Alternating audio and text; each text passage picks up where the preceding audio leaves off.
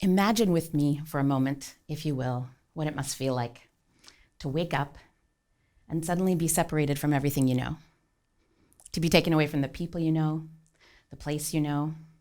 You're alone. You're in a place that's foreign to you. I imagine that must be what it feels like when a child's removed and taken to foster care. It must feel really alone. It must feel strange to have all your things in a plastic bag or a basket and to be told where to go and not to exactly understand what's happening next. And despite people trying to help you, maybe they don't know exactly what's happening next. It must be hard to imagine what that feels like. But it seems to me if I'm a child in that situation, what I want is someone to help me figure it out. Someone to help guide me through it. What it probably feels like is a lot of voices around me telling me what to do, and they may not be. They may be asking me questions, but it doesn't feel like that. It feels like people saying, this is where you go. The more I think about it, the more it feels like maybe if you had somebody there who, in addition to having the responsibility to tell you where to go and what to do, was there to help you figure out where to go and where you thought you should go and what you thought was in your best interest, that might help you down this path. That's why I'm arguing that every child in foster care could benefit from a high-quality lawyer, a guide of all of the people in that system there to be responsible for your best interest, for this lawyer to be responsible to lift your voice up, to lift your voice so that you can help decide where you should go. And the more I've been thinking about where we get the reasons for this, why a lawyer is so important, it's been reminding me of a story of a lonely girl who had to go through a journey that many of us know. A girl trying to find her way home, a teen trying to figure out who she is, a young adult trying to figure out who she wants to be. And in that journey, lots of voices giving her ideas and lots of friends, but maybe not a guide.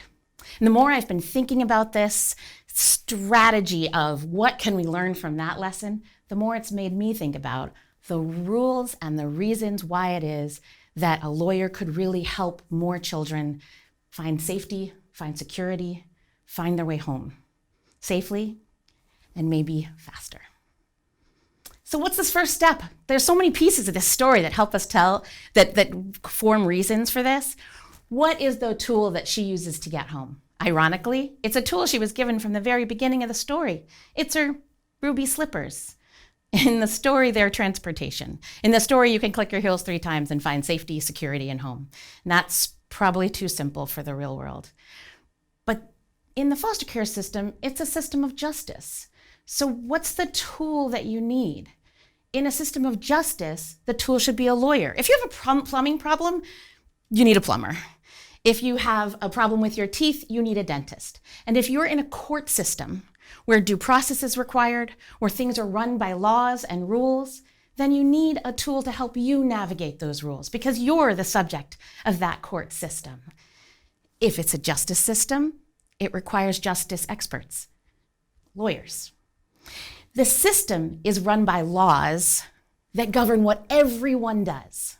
So the young person in the middle of that system should have someone help them navigate those laws. Laws decide what you can ask for. Laws decide the deadlines we function under. Laws decide what departments and states can ask for, what entities ask for, what guardian ad litems or CASAs should do. Laws decide what we're obligated to do, and laws decide the parameters of what we can do. Laws have the principles that judges must follow, and laws are interpreted in cases that explain how to follow them. So how could a child help navigate through all those laws without an expert in those laws? Everyone else in that system has a lawyer. States, sometimes entities, sometimes guardian ad litem programs, certainly parents, everyone but the person who's the subject of the whole proceeding in the first place, the person whose name is in the title of the case. But it requires more than just those shoes, right? Because she has friends. Dorothy has friends that guide her down this journey, down that yellow brick road. And one of those is the Scarecrow, who's looking for brains. You know who else needs brains? Lawyers. Lawyers need brains. If we're going to have lawyers for kids, we need excellent lawyers for kids, because lawyering for children in the child welfare system isn't easy. It requires an understanding of a lot of different areas of law, a lot of different disciplines, and a multiple amounts of skill sets. It's not just dependency law. You don't just get to read one set of laws in one corner of a state's jurisprudence. Education, physical health, the health laws, mental health laws. It's not just law. It's also different disciplines: psychology, psychiatry, therapy, nutrition, physical health, mental health. So many different areas that the child should understand in order to help her make good decisions about her own life, and therefore the lawyer has to understand in order to guide that child well. The child is a complex person. It's not just a case. And so you don't want to bury this all down to what happens in the court, because the child welfare system's way more dynamic and robust than that. But so's the child. And so advocacy for that young person has to involve knowledge of all those different disciplines, as well as all those laws. Not just the only character in that story that teaches us about why lawyers are important. There's the Tin Man searching for a heart. The child welfare system, in every state I've experienced in my 24 years of practice, is full of people with heart. Full of people who give up a lot of things in order to advocate for children, despite not as many resources as they should have, not as much time as we all have, and sometimes really difficult conditions.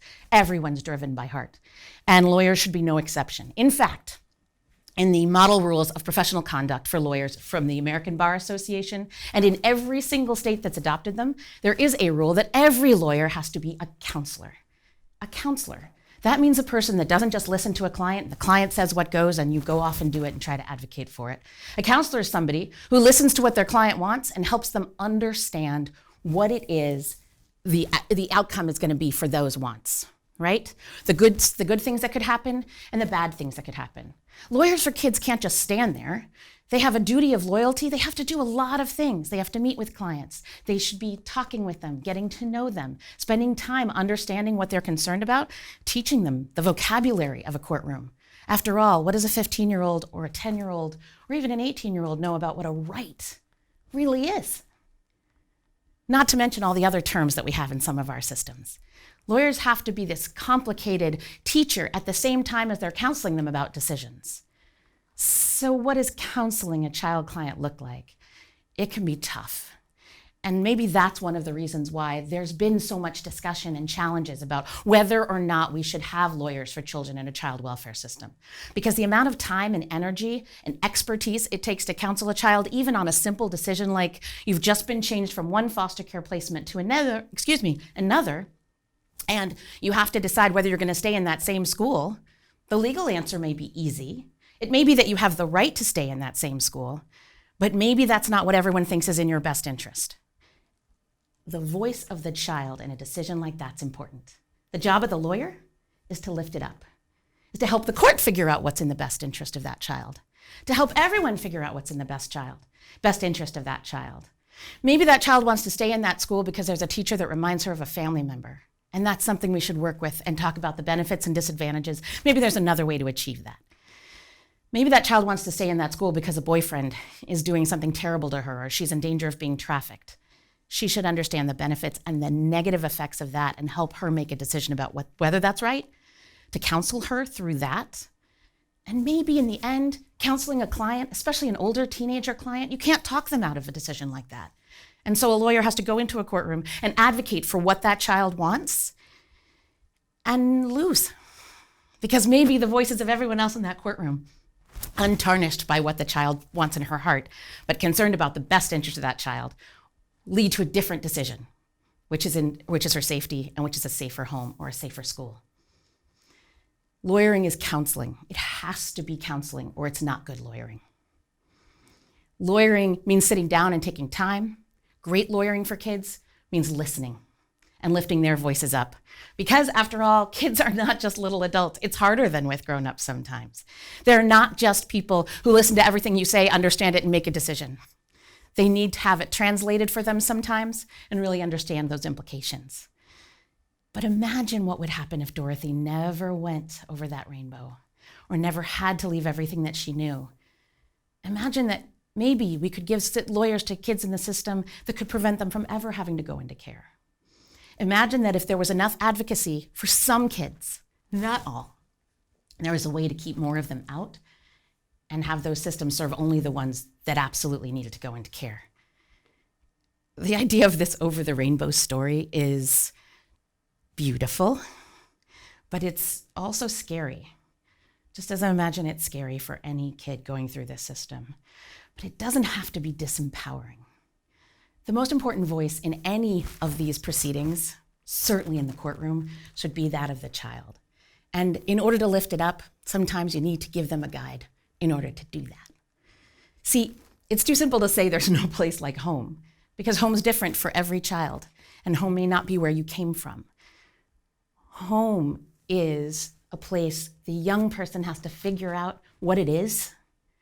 They have to understand what they think it should be, and they need a guide trained in that system to lift their voice up, to figure out what home is, where home is, and how to get there. Thanks for listening.